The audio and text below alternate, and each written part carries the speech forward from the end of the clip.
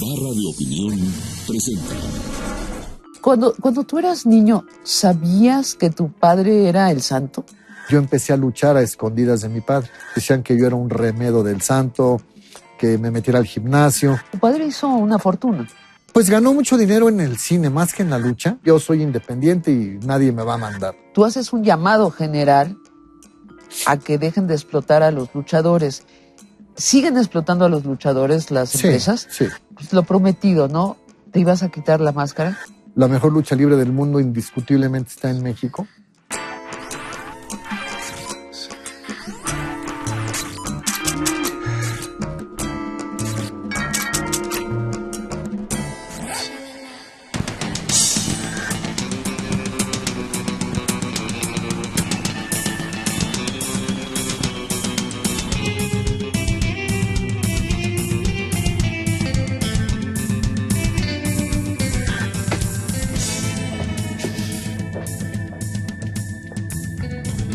Hola. Hola, bienvenido. Muchas gracias. ¿Cómo estás? Muy bien, señor. Buenas noches. ¿Cómo estás? Muchas gracias, por favor. Gracias. Siéntate. Te traigo un regalo. Espero que lo disfrutes mucho. Santo, el enmascarado de plata, imágenes. Es un sueño hecho realidad para mí y creo que para mi padre también. Contiene muchas imágenes inéditas, mucho material que seguramente mi padre quiso compartir con sus seguidores, con toda esta gente que lo idolatraba. Porque es un material, Sabina, que está guardado desde hace 50 años. Y yo lo he conservado y uno de mis grandes sueños también es tener un museo para el santo. ¿Y ya hablaste con las autoridades? Bueno, he tocado muchas puertas. Deberían estar encantados. Algunas personas me han dado su apoyo, pero no lo hemos concretado todavía. Pero mientras, la idea de Gabriela Obregón fue hacer este libro para compartirlo con el público. Veo que en la portada está la máscara original de tu padre. Así es una ya máscara de ajada piel. Por el tiempo. Es de piel. De piel de cerdo que él mismo confeccionó. ¿Él mismo en qué sentido? ¿Él se puso a coserla? Él la hizo, sí. ¿Qué tal? Porque era un joven en ese tiempo, ya no tan joven, fíjate, tenía 25 años ya. Ya había él tratado de destacar en la lucha libre, como Rudy Guzmán, como el Hombre Rojo, como el Murciélago Segundo, pero no pasaba nada. Y finalmente le ofrecen ser el santo o el ángel. Él escoge el santo, le gusta más. Y lo que le propone don Jesús Lomelí, que era un programador de la Arena México, le dice, lo único que necesitas es una máscara. Ajá. Y pues un equipo de lucha, pero mi papá dijo, pues ¿de dónde lo saco? Porque él era obrero en una fábrica de medias y no tenía dinero, entonces imagínate, pues ya tenía todo listo, pero no tenía con qué vestirse y él mismo hizo su máscara con ahí empezó su máquina de coser y ahí empezó esta historia bella. Y ahí empezó la gran trayectoria de el santo, el enmascarado de plata, ¿no? Así es. Cuéntanos, cuando tú eras niño, ¿sabías que tu padre era el santo? Fíjate que no. Aquí. ¿En la casa estaba con máscara o sin máscara? Sin máscara. Mi papá llegaba siempre con una maleta en la mano y se iba con una maleta. Entonces, a mí me decían que mi papá era agente viajero. Y yo en la escuela es lo que decía. Ya ves que te preguntan. ¿Por qué era secreto? Era secreto porque, bueno, el santo bajo la máscara era un ser humano que guardaba una identidad y no quería que lo supiera nadie. ¿Cuándo te enteras que es el santo? Yo me enteré como a los 7 años de edad, ya claramente. ¿Y cómo te enteraste? Pues precisamente fue cuando él mismo me lo mostró. Recuerdo que una tarde me invitó a su trabajo. Él no me dijo que iba a luchar, me dijo, acompáñame a mi trabajo. Ajá. Y yo era un niño de 7 años, me fui con él ¿Y te lleva a ¿Tú dónde? recuerdas a Carlito Suárez, aquel hombre que fue su representante durante muchos años? Un señor pelón de bigote que sale en muchas películas. Él era su representante. Y en esa ocasión, mi padre se subió al auto, pero sin máscara. Ajá. Y cuando llegamos a la arena, yo vi que mucha gente se acercó al auto. Ajá. Yo no sabía ni a dónde ¿A la Arena íbamos. México? No, esto fue a una placita de toros que se llama El Cortijo, Ajá. en la colonia Romero Rubio, que está muy cerca del aeropuerto. Entonces se acercan. Yo de pronto veo que llega gente al auto y la costumbre de golpear en el toldo y el santo, y yo no sabía ni lo que estaba pasando. Y cuando reacciono y volteo, me encuentro al santo atrás de mí. Se había puesto la máscara. Ya se había puesto la máscara, se baja del auto. Y imagínate que para un niño... ¿Habías ido a las luchas libres no. antes? No. Entonces, ¿qué sentiste? Pues imagínate, pobre de mí, ¿no? Pobre de mí. Yo había visto revistas en casa de repente de lucha, la historieta de José G. Cruz, y veía alguna película, pero no relacionaba, pues nadie me explicó que mi padre era el santo. Entonces, para un niño de 7 años, de pronto ver a tu papá con máscara y que la gente se le amontona, pues mi corazoncito estaba... asustado. Sí, claro. De pronto ya veo que mi papá se mete, Suárez, el señor Suárez, ya me lleva a un palco de esta placita de toros, me sienta en el palco y me ofrece un refresco y de pronto empiezo a ver una función de lucha libre. Ajá. Que me cautivó. ¿Y ves que es tu padre? Y después de 4 luchas aparece el santo. El mismo señor, la misma máscara, pues, que claro, Ajá. Pero yo entendí que él era mi papá. Claro. Y después, entonces... pues me emociona mucho ver que la gente le aplaude, que le gritan santo, santo. Y después lloro cuando lo golpean. No sabes qué domingo. Porque era un domingo, fue un domingo muy, muy intenso para un niño de 7 años. Y yo creo que a partir de ahí me enamoré del santo, de la profesión de luchador, de su máscara. ¿Ibas también a ver sus películas? Fíjate que después de esto que te platico, precisamente aquí, en estos estudios, había unas salitas donde se proyectaban las películas en privado. Sí. Cuando eran para los inversionistas, los artistas. Y entonces veníamos con mi mamá y mis hermanos a ver el estreno de Santo contra los marcianos, o de Santo contra los jinetes del terror. O contra las momias. Y era muy interesante porque mi papá venía enmascarado y ya veíamos su película en privado.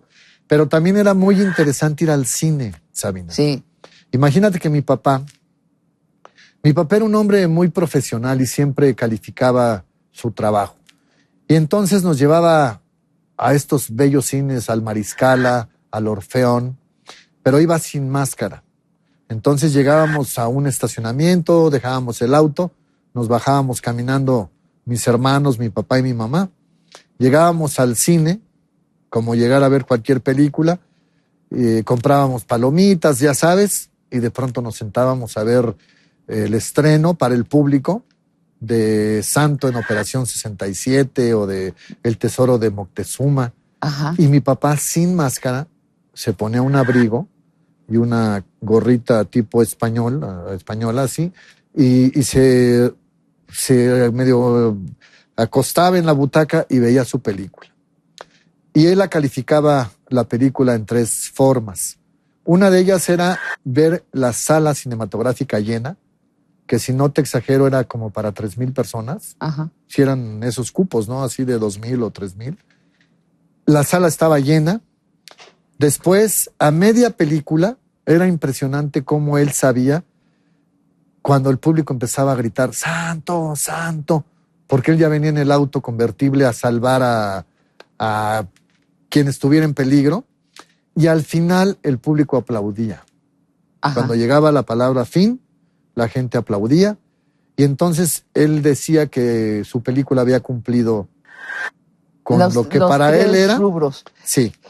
Déjame preguntarte, ¿esto quiere decir que tú tenías un gran secreto de tu padre? Sí, claro. Tú conocías sus 2 identidades, también tus otros hermanos. Sí, por ¿Cuántos supuesto. eran ustedes? Bueno, fuimos 10 hermanos. Ajá. Yo soy el menor. Fuimos 5 hombres y 5 mujeres. ¿Y a qué se dedicaba tu madre? Es Mi una madre, broma, bueno, disculpa, es una broma, pues a cuidar 10 hijos, ¿no? Es que sí fue de ese tipo de mamás que estaban dedicadas al hogar. Imagínate, pobre mujer, se la pasó embarazada y cuidando hijos, pero era una mujer muy feliz y yo siempre he dicho que el 50% del éxito del santo se lo debe a mi mamá. ¿Por qué? ¿Qué hacía por tu padre? En primer lugar, apoyarlo en todos sus proyectos, no celarlo. ¿Tú te imaginas al santo Bueno, sí. con las cientos de mujeres que, o no sé si fueron 100 las que trabajaran con él, pero Sí. bueno, besarlas, tomarse fotografías? Y mi madre fue una mujer muy inteligente que nunca No lo celó. que no lo celó y que lo apoyó siempre. Y mi padre también fue un hombre muy hogareño, un hombre muy respetuoso con su familia, nunca se le supo nada. Entonces fue un matrimonio que funcionó muy bien, pero mi madre mucho tuvo que ver en ese éxito, porque realmente mi madre fue quien nos educó a los 10. Mi padre venía, se iba, y en ese tiempo eran giras de 1 mes, 2 meses a veces. Oye, con todo confianza te puedes quitar la máscara si quieres, estás en Claro tu que casa. sí, pero al ratito si quieres. Al ratito, Sabino, pues ahorita mira, cuando me dé calor o algo ya me la quito. Aquí estuvo Francisco Labastida y se quitó el saco. ¿Ah, sí? Estuvo Mario Fabio Beltrones y se quitó el bigote. Entonces, sí. con mucho gusto, Me puedo quitar cuando la desees, te puedes quitar la máscara. Bueno, me parece muy bien. Claro que sí. Me la voy a quitar, pero con el corazón abierto. Cuéntanos, nos has hablado de tu padre y nos has contado cómo te emocionó verlo en el ring. ¿Cuándo es la primera vez que tú luchas? Bueno, profesionalmente. No, antes. ¿Cuándo te decides a Mira, yo tuve entrar a esto? una lucha inolvidable para mí, que no me lo esperé. Tenía 8 años más o menos de edad, 8 o 9 años, y mi papá me llama y me dice, ¿quieres filmar conmigo? Y le digo, ¿cómo? Me dijo, sí, hay una película que voy a hacer con Capulina. Ajá. Se llama Santo contra Capulina y van a participar muchos niños. Yo no sé si tú quieras estar ahí. Le dije, sí, claro que sí. Entonces, entre los niños que yo recuerdo estaba Renecito Cardona, René Cardona Ajá. III. El director de la película era don René Cardona. Y en esta película hay una escena en donde Capulina se hace pasar por el santo, pero nosotros no le creemos porque le decimos, estás muy gordo, el santo no está gordo. Y entonces él, para que le crean que es amigo del santo, invita al santo a este lugar donde nosotros entrenamos, y el santo pregunta a los niños que si alguno sabe luchar. Y yo levanto la mano y le digo que yo sé luchar, y lucho contra el santo, y es una escena que me trae muchos recuerdos bellos. No, bueno, y me además, marcó mucho. Y que además fue profética, ¿no? Así es. Tú empiezas a luchar y tu papá no lo sabe. Me permite entrenar, porque desde pequeñito me gustó el karate, me gustó el judo, todos los deportes de contacto me llamaban mucho la atención, y él siempre me apoyó en todo esto. Y a los 16 años me metí a un gimnasio a entrenar pesas y había un cuadrilátero. Ahí di mis primeras maromas y mis primeros brincos, pero yo quería entrenar y hacerlo bien, con un buen profesor, y le dije a mi papá que quería luchar, que quería aprender a luchar, y él me llevó a la Arena México. Ajá. Con un profesor que ya falleció, Rafael Salamanca. Pero te decía que no quería que fueras luchador, ¿verdad? Me lo dijo muy claro, me dijo, quiero que entrenes para que te aprendas a defender, pero no te quiero luchador. ¿Y te decía por qué? Pues él decía que porque no quería que sus hijos fueran luchadores y que él quería que yo terminara mi carrera universitaria.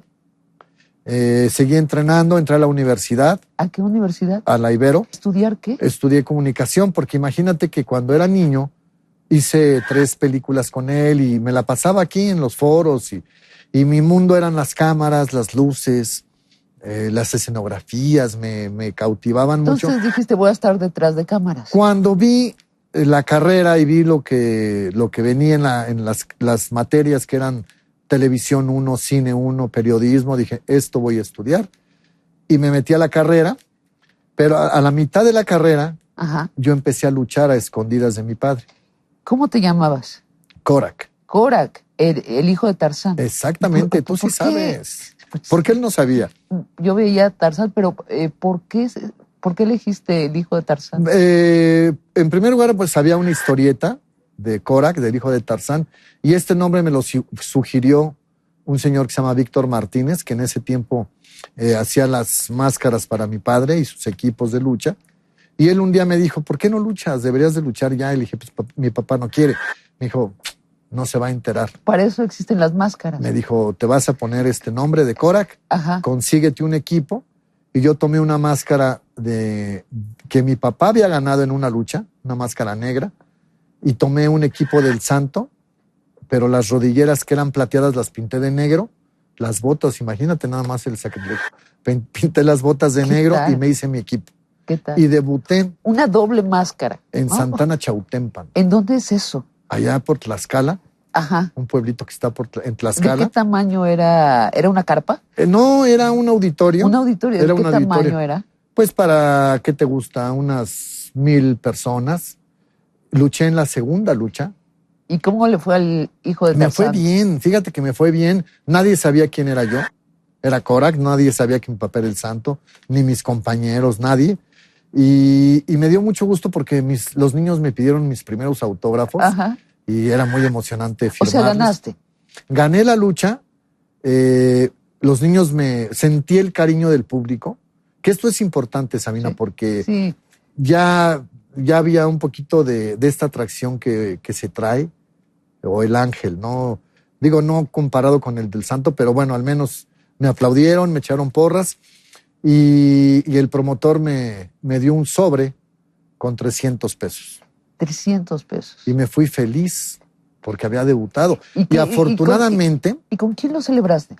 con mis hermanos. Ah, sí, ellos sí Sí, sabían. y uno de mis cuñados o dos de mis cuñados. Sí, ellos fueron Y te fueron a ver y todo. los que me cubrieron. Ajá. Me fueron a ver y bueno, pues salimos de ahí, me aplaudieron, me dijeron que muy bien, que pues para debutar lo había hecho muy bien, Ajá. con un triunfo. Y ganaste 300 pesos. Y después seguí luchando y en una de estas luchas un luchador me dio una paliza por ser novato, ¿no?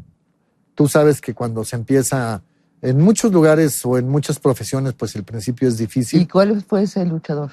Ese luchador luchaba como la momia, La momia. Ok. pero él fue quien finalmente me descubrió ante mi padre. Porque este luchador, cuando me golpeó, me dejó el ojo totalmente negro, Ajá. se me inflamó el ojo, y yo llegué a mi casa y mi papá me vio y me dijo, ¿qué tienes en el ojo? Le dije, me dieron una patada entrenando.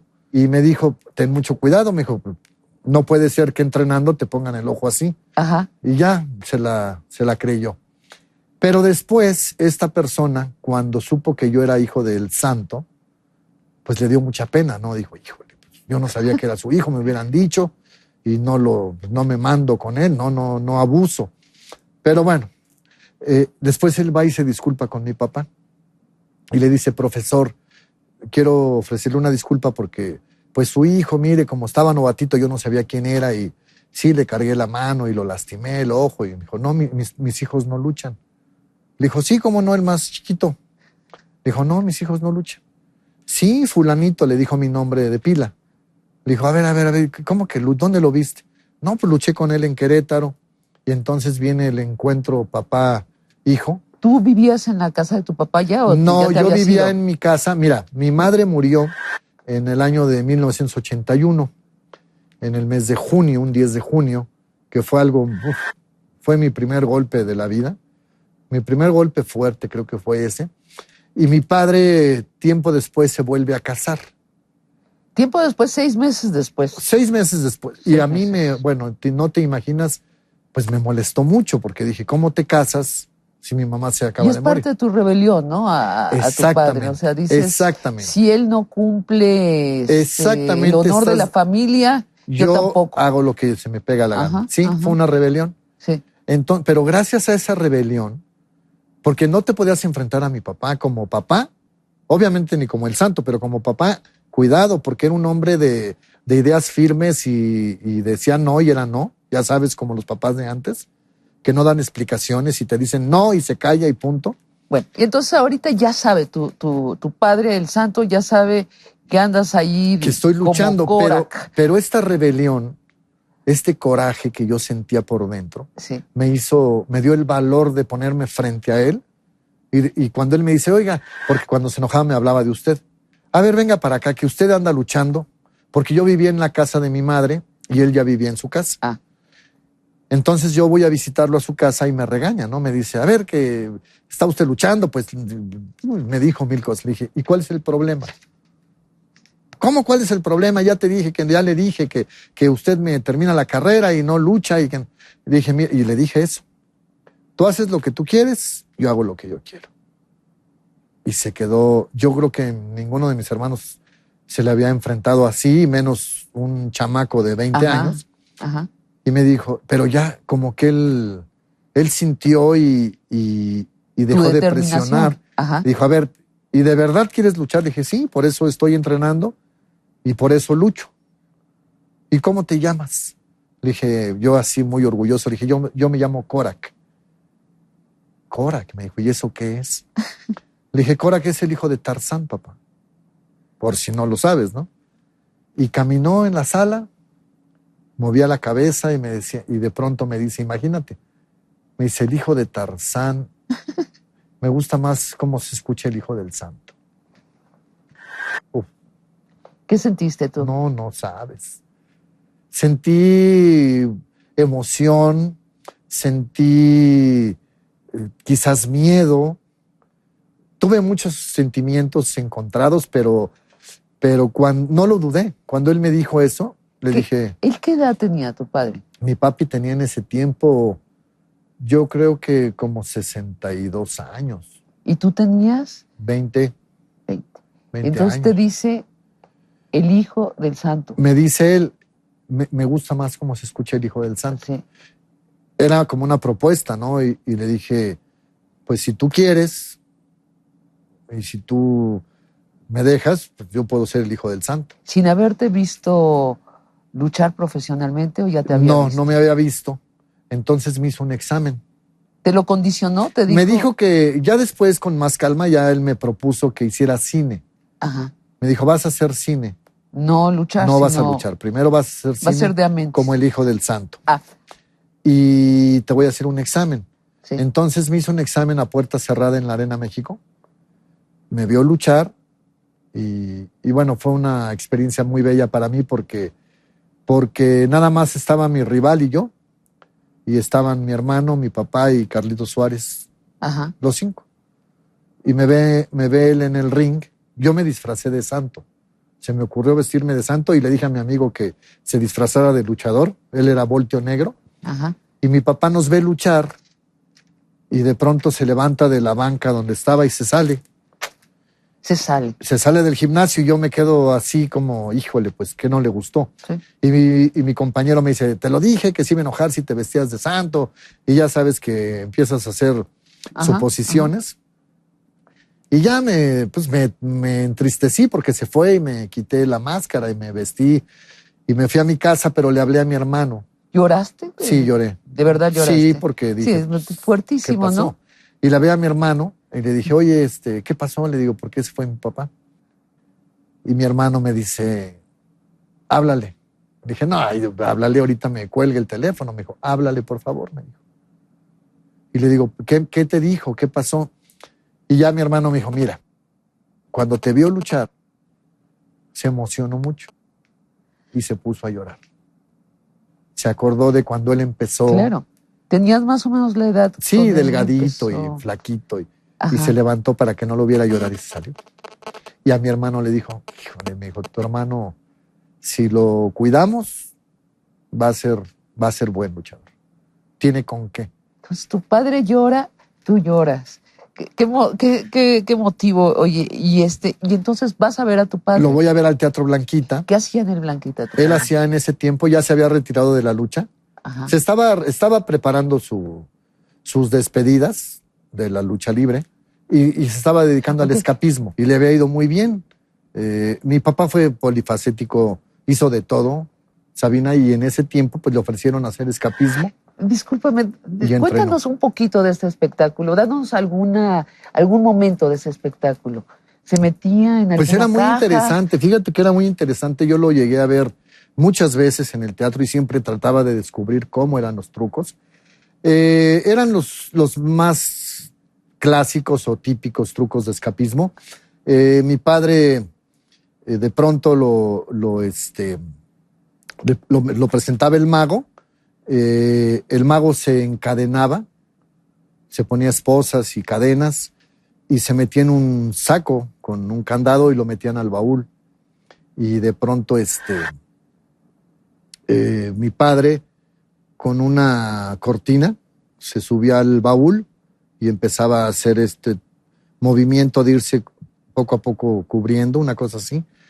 La idea era que el mago terminaba dentro del baúl, se cambiaban los papeles. Ah, ¿qué tal? El santo salía también ya sin cadenas y abrían el baúl, quitaban los candados y aparecía el mago ya también desencadenado.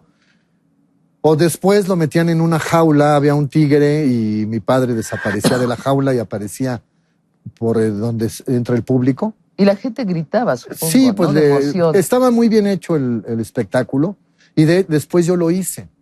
El mago me enseñó a hacer estos trucos y yo lo hice en Guadalajara, en muchos lugarcitos de Jalisco, porque era una gira que estábamos haciendo con mi padre, pero mi papá tenía más compromisos y el mago decidió seguir la gira con el Hijo del Santo y aprendí por fin a hacer los trucos y era muy emocionante. Pero cuéntanos, me dio mucha curiosidad lo del escapismo. Entonces, ¿vas a buscarlo a Camerinos? Lo voy a buscar Para a decirle Camerinos. por qué te levantaste. Sí, claro, para preguntarle por qué se fue, pero él me dijo, porque te vi muy verde. Fíjate nada más, te falta mucho, Qué malo. te falta tiempo. Y no lo hacía por malo, yo creo que era su defensa, ¿no? No me iba a decir, es que me hiciste llorar. Pero yo por dentro sabía que estaba mintiendo. Habías hecho llorar Yo al santo, sabía. ¿eh? Y entonces me dio mucha emoción. Y como ya lo conocía, le dije, bueno, ¿y qué vamos a hacer? ¿Me vas a entrenar o qué? Me dijo, pues te voy a pulir, me dijo. Y yo le dije, ¿qué es eso? Me dijo, pues hay que pulirte. Hay que darte los últimos toques, ¿no? Y algunas ocasiones entrenamos y ya me fue puliendo. Y yo inicié entonces en el mes de febrero del 82 el rodaje de mi primer película, que fue Chanoc y el Hijo del Santo contra los vampiros asesinos.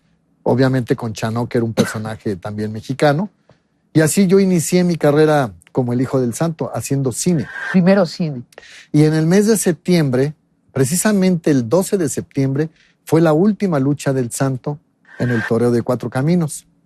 Y el santo, se despide del cuadrilátero, pero no debuta el Hijo del Santo, sino me esperé un mes después. Yo debuté el 18 de octubre de ese mismo año. Pero cuando yo le dije a mi papá que si él podía estar conmigo en el ring, Sí. él me dijo que no. Me dijo, no, yo ya me retiré. Yo respeto mucho al público y se va a ver muy mal que ahora regrese, ¿no? Ya me despedí, me dijo, pero sí te acompaño. Te fue a ver. Es la primera vez, no. Ah, La primera lucha que tuve fue en Nuevo Laredo. ¿y ganaste? La gané, me fue muy bien. Y cuando regresé a casa, le hablé por teléfono y me dijo, ¿cómo te fue? Le dije, muy bien. Y su primer pregunta, o después de preguntarme cómo te fue, me dijo, llenaste. Le importaba mucho que la Claro. taquilla, ¿no?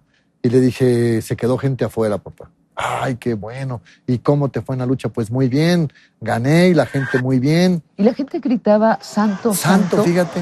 Sí.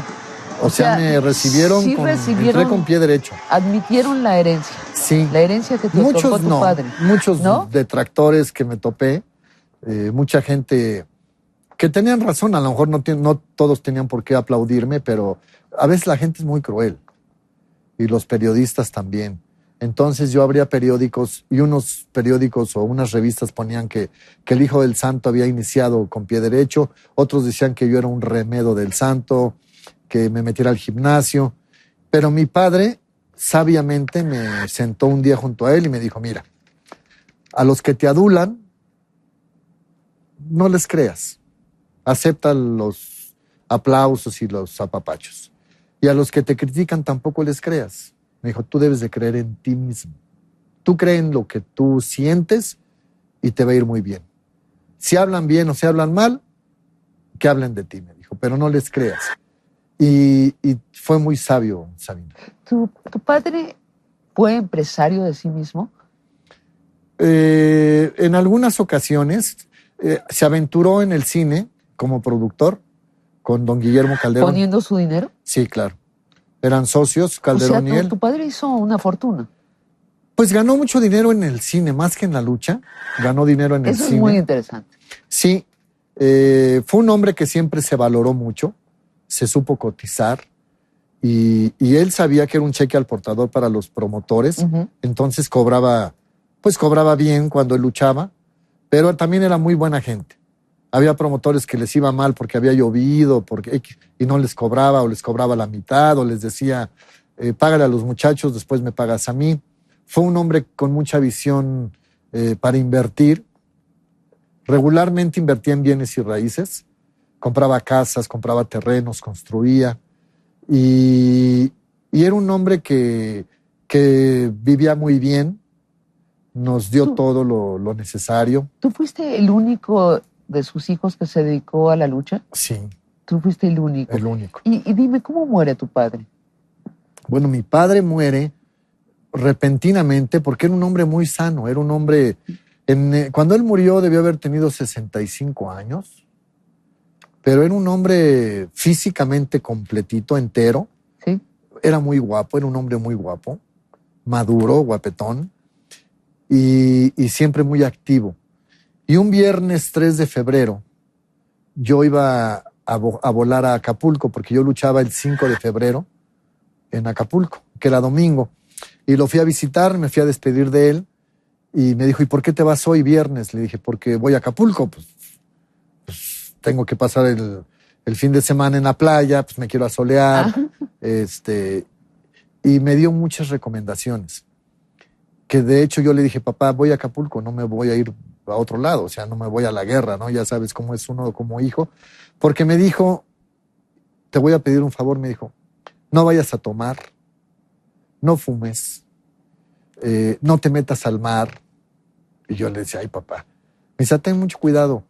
Y me tuvo como más de una hora, un poquito más de una hora hablando conmigo, pero él se estaba despidiendo para siempre, Sabina. ¿Tú crees que él lo sabía? Sí, pues yo creo que sí, porque él se murió el domingo.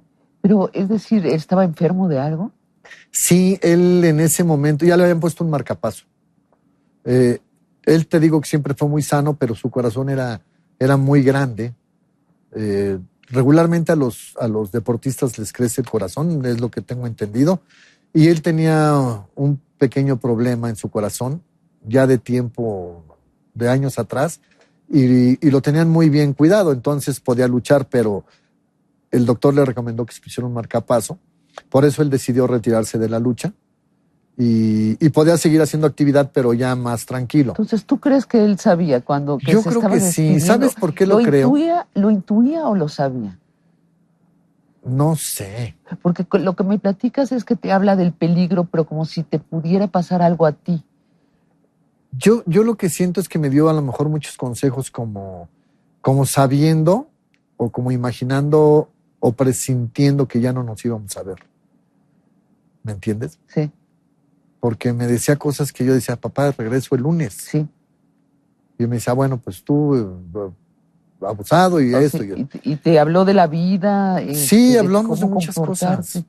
De muchas cosas que me llamó la atención porque no comúnmente yo platicaba de esas cosas con él. Entonces luchas y después Me te voy a enteras. Acapulco el viernes, el sábado, bueno, pues todo está normal, y el domingo yo lucho, y fíjate lo que son las cosas. Cuando yo estoy en la arena, yo estaba como muy inquieto. Estaba llena la arena, salí a luchar y me fue muy bien, pero yo tenía algo, yo sentía algo raro, te voy a decir por qué. Porque cuando terminó la función, yo regularmente, cuando bajo del ring, bajo con mucha hambre, porque no como 6 horas antes de luchar. Cuando termino de luchar, pues siempre busco a dónde cenar y comer. Y ese día, ese domingo, yo me fui al hotel y los promotores me dijeron, vete a bañar y nos vamos a cenar. Y les dije que no.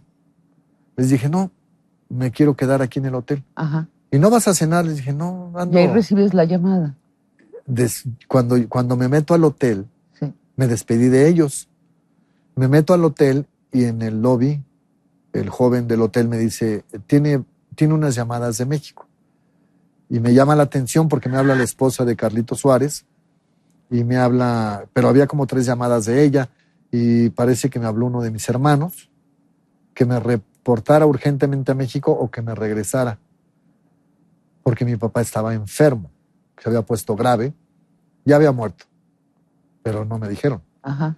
Entonces subo a mi habitación, me baño, bajo y tenía más llamadas, entonces trato de comunicarme a México y luego hablar con la esposa del señor Carlos Suárez y ella me dice, regrésate en este momento a México porque tu papá está muy mal. Y digo, ¿qué tiene? Me dijo, pues está muy mal, tú regrésate por favor ahorita. Llegan los promotores, cuando yo estoy en la recepción llegan los promotores, don Carlos Valdés y sus hijos, y me dice el señor Valdés, ¿ya te hablaron de México? Le digo, sí, pero él tampoco me dijo que mi papá había muerto. Y me dice, mira, ahorita no hay vuelos, la única manera de que te vayas es en autobús. No estaba la autopista, eran 5 horas o 6 de carretera. Me dijo, pero tengo aquí un muchacho, un chofer que te va a llevar ahorita. Y me fui con ese muchacho. Me regresé a México, llegué a México en la madrugada, a las 6 de la mañana, y mi padre ya estaba en la funeraria. ¿De qué tamaño fueron los funerales de tu padre? Pues yo pienso que fue algo muy bello porque a pesar del dolor, cuando yo llegué a la funeraria estaba lleno de gente, había gente en la calle, había una larga fila para pasar junto a... Yo no sabía ni qué estaba pasando. Pasaban muchas cosas por mi mente, no lo creía. Yo decía, si lo acabo de ver, me despedí de él. Y había mucha gente formada para verlo. Y después me fui a meter a uno de estos privaditos que hay. Pues yo quería estar solo, quería llorar. Llegaron muchos compañeros de mi padre a darme el pésame. Una pregunta, ¿ibas con máscara o sin máscara? Me puse máscara porque había mucha prensa. Sí. Y yo ya tenía mi carrera iniciada, entonces tenía que fuiste estar con enmascarado. máscara. También me incomodaba eso. Sí. Yo no quería estar con máscara en ese lugar y en ese momento, pero Bueno, era pero ya necesario. eras el hijo del Claro. santo, ¿no? Y una pregunta, ¿y tu padre fue enterrado con máscara o sin máscara?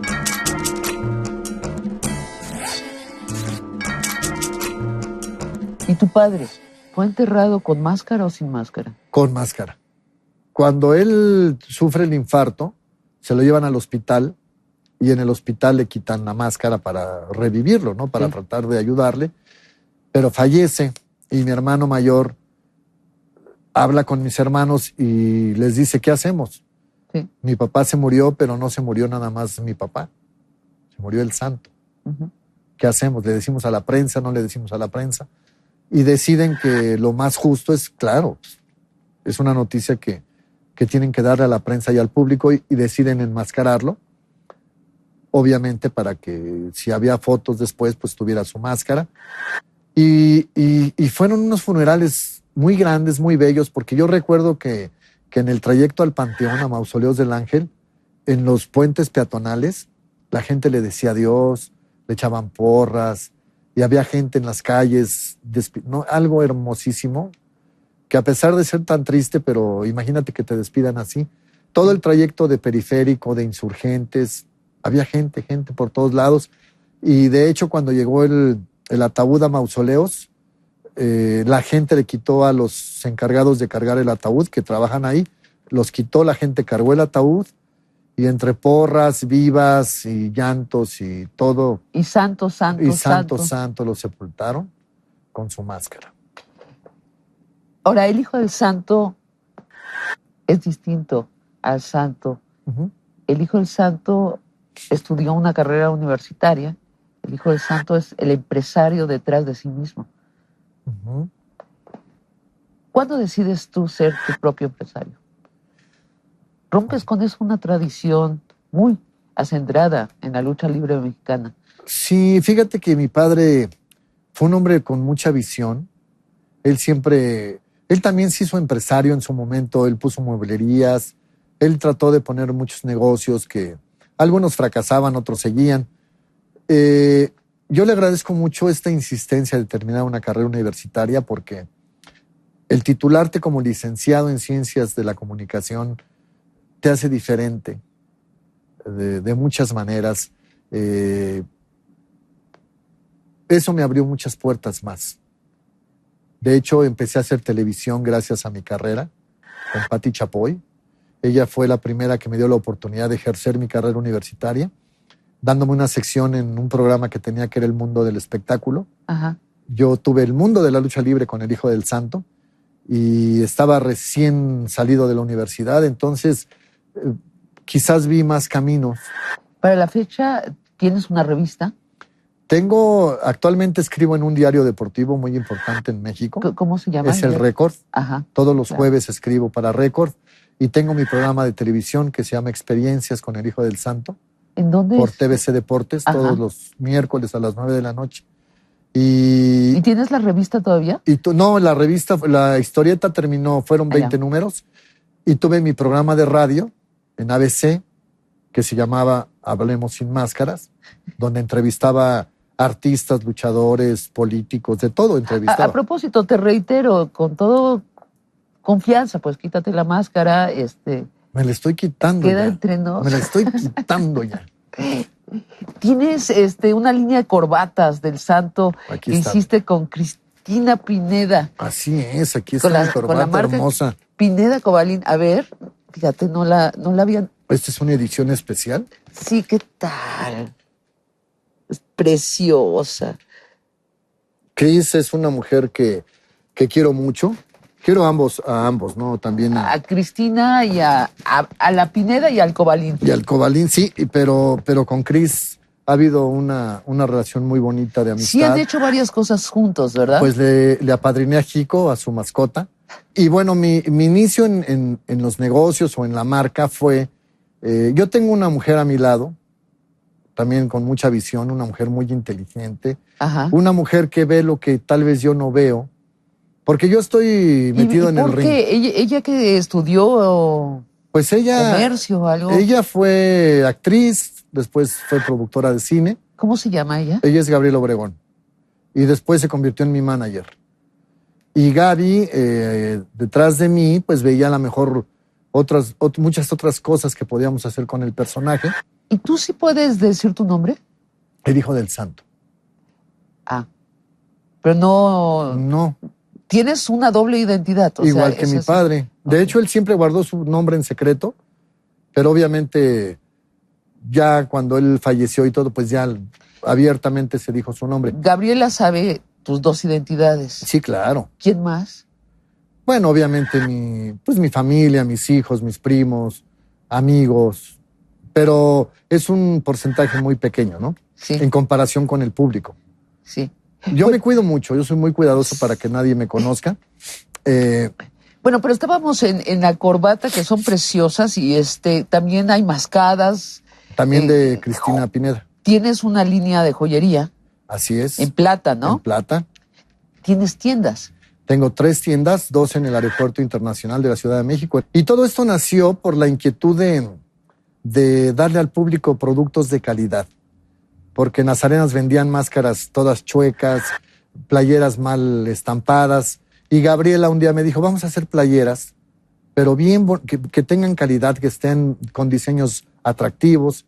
Y nos iniciamos en esta aventura, nos asesoramos y nos dimos cuenta de que teníamos que registrar la marca. Ahora, tú también hiciste un corte de caja muy importante. Te independizaste de las asociaciones Sí. y de los consejos que manejan a los luchadores. Dijiste, yo soy independiente. Así es. Siempre me manejé como independiente y cuando estuve en alguna empresa me sentía atrapado porque eran dueños de mi tiempo, eran dueños de mi agenda, me pagaban lo que ellos querían. O sea, en una palabra te explotan. Y cuando yo me di cuenta, dije, ¿qué necesidad tengo de que esta gente Cuando no se me olvida que cuando nació mi hija, la más pequeñita, imagínate, yo estaba en el hospital esperando que naciera, nace y me tenía que ir a luchar. Cuando yo les había pedido permiso para estar con mi hija y con mi esposa, y porque soy muy profesional me fui a luchar a Saltillo y dejé a mi mujer, a mi niña. Entonces, son tus dueños, eso ¿no? me lastimaba. Yo decía, ¿por qué? Claro. Entonces dije, de ahora en adelante yo soy independiente y nadie me va a mandar. Pero lo que hacen estas asociaciones, consejos, te vetan. Si no perteneces a ellos, pues no puedes luchar. Te cierran las puertas. Te lo hicieron. Sí, me lo hicieron. Esto es anticonstitucional. Ajá. Yo pude haberlos demandado porque nadie tiene derecho a quitarle el trabajo a nadie. Bueno, pues como nuestros sindicatos, ¿no? O perteneces pero, o no existes. ¿sabes qué? Pensé que Dios, para mí, Dios es más grande que eso. Y yo comprobé que Dios, cuando se cierran algunas puertas, Dios te abre otras. Me fui a Europa con mis compañeros que estaban en la misma situación que yo. Hicimos una función en México que se llamó Todo por el Todo y nos gustó el nombre para tomarlo como un concepto de lucha libre. Me fui a Londres, al Roundhouse de Londres, con Todo por el Todo, con gran éxito. Me fui a Madrid, me fui a Bruselas. Y las puertas se abrieron. ¿Has ido a luchar a Japón? Sí, muchas veces. Es muy popular, ¿no? Sí, la lucha libre es uno de los deportes más populares. Obviamente el sumo, pero el sumo es como más tradición. Y la lucha libre tiene mucho éxito. Y pues he luchado muchas veces en el Japón. Y mira, no pasa nada. Y se te abrió el panorama. Aparte, como que es una oportunidad que te da la vida de darte cuenta que hay más cosas. Descubres que tienes la capacidad de emprender. Cuando estás muy cómodo en una empresa, pues a lo mejor ahí te sientes a gusto y no ves más allá, ¿no? Ahora, en el 2010, tú haces un llamado general a que dejen de explotar a los luchadores.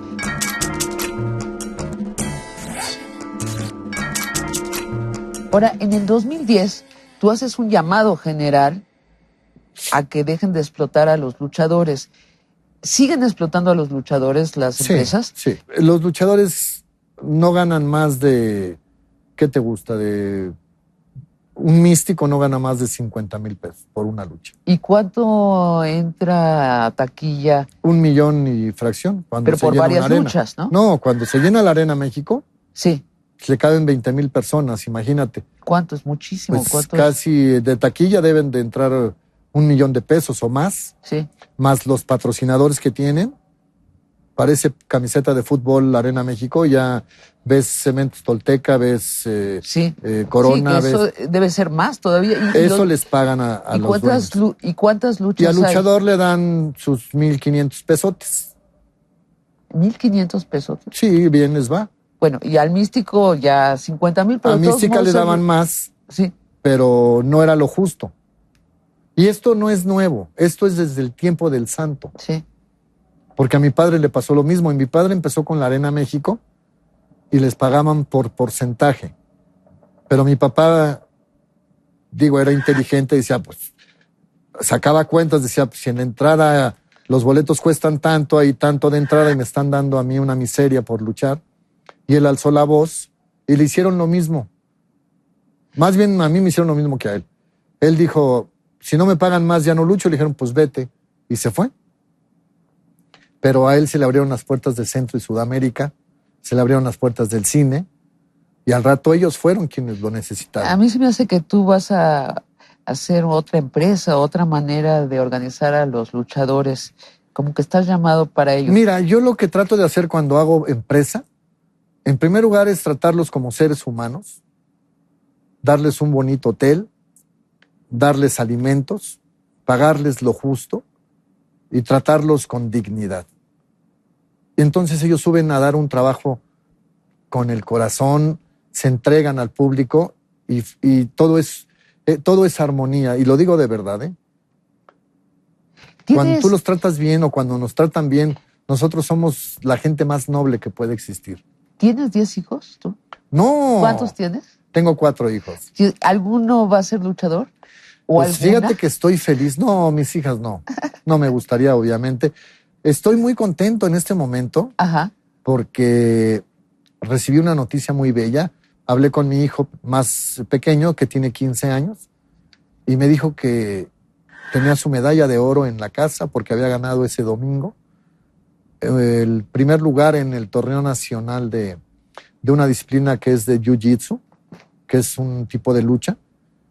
Y bueno, pues imagínate el orgullo que sentí de tener en mi hijo O sea, a un niño campeón, ¿no? O sea, ¿y tú se la vas a hacer fácil? No tan difícil como a mí. No tan difícil, no tiene caso. Pero ¿estarías contento de que él sea luchador? Es una profesión muy digna, muy bella. Cuando tú la dignificas, es hermosa, es noble. Si tú la denigras, pues a cambio vas a recibir a lo mejor malas experiencias, pero es tan bonita profesión. Se requiere disciplina, se requiere amor a la lucha libre, amor a tus compañeros, amor a una máscara, a un personaje. Y si este jovencito quiere, no es obligatorio. Él sabe que no, le gusta la música, toca muy bien la batería. Y yo le he dicho, puede ser músico, puede ser luchador profesional, pero lo que sí, indiscutiblemente, tiene que terminar una carrera universitaria. Tiene que acabar una carrera. Sí, eso es muy importante. Habla muy bien inglés y se quiere ir a Japón a vivir un año. Oye, discúlpame, el nieto del santo. Hay un luchador que es el nieto del santo. ¿Es el nieto del santo? Bueno, es mi sobrino, pero el nieto del santo es un personaje registrado. Imagínate si el nieto del santo fuera un hombre común, pues todos mis sobrinos podrían luchar como los nietos y las nietas del santo. Sí. Él es nieto de Rodolfo Guzmán. El nieto del santo es un personaje registrado. ¿Registrado por él o por mí? Ti? Por ti. Yo tengo registrado santo en el Enmascarado de Plata. ¿Pero qué me estás diciendo? ¿Que está usurpando? Se está usurpando. Es lo que me... Ajá. Sí, porque en primer lugar no tiene las cualidades, ni la capacidad, ni el entrenamiento suficiente para llamarse el santo. Ajá. De esto yo lo hablé con él mucho tiempo. Pero bueno, fue un capricho de él. Y lo triste es que engañan a la gente, porque él en primer lugar se vende como el nieto del santo, y los promotores o los empresarios muy listos ponen el nombre del santo en grande y ponen en chiquito el nieto, y cuando la gente cree que es el hijo del santo se encuentran con un muchacho que honestamente no tiene nada que ver con el hijo del santo. Bueno, pues se nos está yendo el tiempo. Pues lo prometido, ¿no? ¿Te ibas a quitar la máscara? O sea, Samia, ¿tú quieres que me quite la máscara? No la has perdido, ¿no? No, imagínate. ¿Cuántas veces la has arriesgado? Aproximadamente 75 veces. ¿Y tengo nunca cabelleras? la has perdido? No. No, tengo pues cabelleras no la y usarías. máscaras. No, ya no la podría usar. Pero por caballerosidad, no. Yo soy un caballero. Fíjate que no traigo otra máscara, si no, sí me quitaba esta. Bueno, pues pero que quede en una promesa, ¿qué te parece? Que sí. No, ¿sabes qué? Tienes que regresar porque hemos hablado sobre tu historia personal con tu padre, pero no hemos hablado mucho de la lucha libre, que sabemos poco, incluso los que tenemos afición por la lucha libre, sabemos poco de la historia, sabemos poco de cómo la lucha libre se llama lucha libre en el resto del mundo, así en español. Sabemos poco de cómo les está yendo a los luchadores mexicanos en el mundo. Se sabe poco. Bueno, pues en otra ocasión con mucho gusto tocamos este tema. La lucha libre te puedo decir que es un deporte muy bello, muy completo. El segundo en popularidad en México después del soccer. Y que la mejor lucha libre del mundo indiscutiblemente está en México. Bueno, pues por lo pronto nos quedamos benditos con el santo y nos vamos a dormir, ¿no? Claro que sí, muchas gracias. Gracias por venir. Al contrario, muchas gracias. Barra de Opinión presentó. El uso del divorcio exprés, vigente únicamente en el DF desde octubre de 2008, ha incrementado su uso. Mayoritariamente lo promueven las mujeres, quienes eran las más afectadas en aquellos largos procedimientos de varios años, a veces de décadas, para obtener el divorcio. Las partes luchaban contra requisitos legales y criterios perjudiciales que afectaban en gran manera a los hijos. Hay que aplaudir los esfuerzos de Edgar Elías, presidente del tribunal, para la debida aplicación de este tipo de divorcios, aunque a veces algunos jueces familiares embroman y demoran por interpretaciones alejadas de lo que se persiguió con la reforma. Eso afecta anímicamente y en costos que se pueden superar con adecuaciones que impidan criterios torcidos. De cualquier forma, los resultados son reconfortantes y se debe meditar en que el derecho familiar sea federal con un solo código y un solo procedimiento.